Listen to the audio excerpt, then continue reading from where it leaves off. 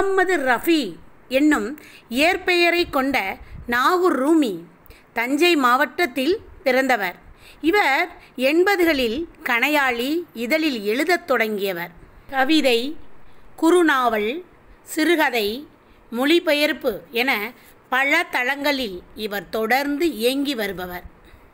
C, Subhamangala, புதிய பார்வை, குங்குமம், கொல்லிப்பாவை, இலக்கிய வெளிவட்டம், குமுதம் ஆகிய இதழ்களில் இவரது படைப்புகள் வெளியாகியுள்ளன. இதுவரை நதியின் கால்கள், 7வது சுவை, சொல்லாத சொல் ஆகிய 3 கவிதை தொகுதிகள் வெளியாகியுள்ளன. மேலும் இவர் மொழிபெயர்ப்பு கவிதைகள், சிறுகதை தொகுதிகள் ஆகியவற்றுடன் கப்பலுக்கு போன மச்சான் என்ற நாவலையும் படைத்துள்ளார். நமக்கு பாடப்பகுதியில் கொடுக்கப்பட்டுள்ள சித்தாளு என்னும் கவிதை மனித நேயத்தை வெளிப்படுத்தும் கவிதை தொகுப்பு ஆகும். வான அளவுக்கு உயர்ந்த கட்டணங்களெல்லாம் பார்த்து நம்ம ஆச்சரியப்படுறோம். அடடா, என்ன அதிசயமாக இருக்குன்னு நம்ம என்ன செய்கிறோம், போற்றுகிறோம். ஆனால் அந்த கட்டடம் உருவாக்க உழைத்தவர்கள், அதற்காக வேர்வை சிந்தியவர்கள், இடுப்பொடிய பாடுபட்டவர்களை நாம் என்றாவது நினைத்ததுண்டா? ஏழைகளின் துயரை, அவர்கள் ஏங்கிடும் அவர் வாழ்வை, அவர்களின் பசிக்குறி முகங்களை நொடியேனும் நினைப்பதுண்டானாம்? இன்னலில் கஷ்டத்தில் இருக்கக்கூடிய தொழிலாளர்கள் நிலையை கவிஞர்கள்தான் நினைக்கிறார்கள். அந்த தொழிலாளர்களின் மனச்சுமையை அறியாத செங்கற்கற்களைப் போலவே இருக்கும் கல் மனங்களுக்குள் மனிதத்தை புகுத்தி விடுகிறார்கள் தங்கள் கவிதைகளில் கவிஞர்கள்.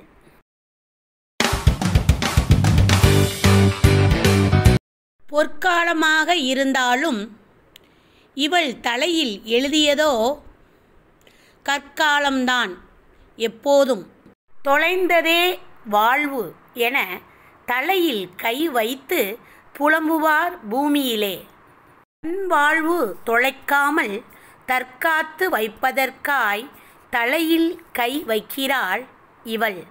வாழ்வில் தலைக்கணம் பிடித்தவர் உண்டு. தலைக்கணமே வாழ்வாக ஆகி போனது இவளுக்கு. அடுக்கு மாடி அழுவழகம் எதுவாயினும் அடுத்தவர் கனவுக்காக அழுக்காமல் இவள் சுமக்கும் கற்களெல்லாம் அடுத்த வேளை உணவுக்காக. செத்தாலும் சிறிதளவே சலனங்கள் ஏற்படுத்தும் சித்தாளின் மனச்சுமைகள் செங்கற்கள் அறியாது. உலகுக்கே பொற்காலமாக இருந்தாலும் சித்தாளாகிய இவள் தலையில் எழுதப்பட்டது என்னவென்று பார்த்தால் கற்காலம். தன் வாழ்வை தொலைத்து விடாமல் காத்து கொள்வதற்காக தலையில் கை வைப்பவள் இவள். வாழ்வில் தலைக்கணம் அகந்தை மிக்கவர்கள் அதிகம் இருக்கும்போது ஏழ்மை காரணமாக தலையில் கல் சுமந்து தலைக்கணமாகவே வாழ்கிறாள் சித்தாள். அதனைத்தான் கவிஞர் வாழ்வில் தலைக்கணம் ஆகிய இருமாப்பு கொண்டவர் அதிகம் பேர் உண்டு, ஆனால் கல் சுமந்து சுமந்து தலை கனமானது இவளுக்கு. அடுத்தவர் கனவுக்காக, அதாவது மற்றவங்க கனவுனா வீடு கட்டி சந்தோஷமாக வாழணும், வீடு கட்டுறாங்க இல்லையா, அவங்க கனவுக்காக அழுக்காமல் சுமக்கும் கற்கள் எல்லாம் இவளுக்கு எதுக்கு? இவளுடைய அடுத்த வேளை உணவுக்கு தான். அடுத்த வேளை உணவுக்காக சுமைகளை இறக்காமல் சுமக்கும் இவர்களின் மரணம் கூட சிறிதளவே சலனத்தை ஏற்படுத்துமாம். என்ன சொல்கிறாரு கவிஞர்? வாழ்வை தொலைக்காமல் தன்னை காக்கவும் அடுத்த வேளை உணவுக்காகவும் சித்தாள் கற்களை சுமக்கிறாள் என்றாலும் இவள் இறந்தால் கூட சலனம் சிறிதளவுதான் என்கிறார். இந்த சித்தாளுடைய மனச்சுமையை அவள் சுமக்கும் செங்கற்கள் கூட அறியாதான்.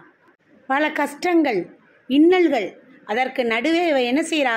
தன் வாழ்வை தொலைக்காமல் காக்க இந்த சுமைகளை சுமக்கிறாள். இந்த சித்தாளுடைய மனச்சுமையை இவள் சுமக்கும் கற்களும் கூட அறியாதாம்.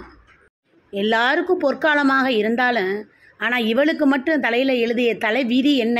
கற்காலம்தான். தொலைந்து போச்சே வாழ்க்கை அப்படின்னு நிறையா பேர் என்ன செய்கிறாங்க, தலையில் கையை வச்சு புலம்புறாங்க இந்த பூமியில். ஆனால் இந்த சித்தாளோ தன் வாழ்வை தொலைக்காமல் தற்காத்து வைத்து கொள்வதற்காக என்ன செய்கிறா, தலையில் கல்லை சுமக்க ஆரம்பிக்கிறா. வாழ்க்கையில் அகந்தை பிடித்தவர்கள், ஆணவம் மிக்கவர்கள், திமிரு பிடித்தவர்கள், இப்படி சொல்லிக்கொண்டே போகலாம். இவங்கெல்லாம் இந்த பூமியில் வாழ்கிறாங்க. ஆனால் இந்த சித்தாளுக்கோ எப்போ பார்த்தாலும் தலையில் கல்லை சுமந்து தலைக்கணமே வாழ்வாக மாறிவிட்டது என கவிஞர் அழகாக சொல் ஆடலை எடுத்து இயம்புகிறார். அடுக்குமாடி கட்டடம் முதல் பல அலுவலக கட்டடங்கள் வரை மற்றவங்க கனவுக்காக இவ கல் சுமக்கிறா.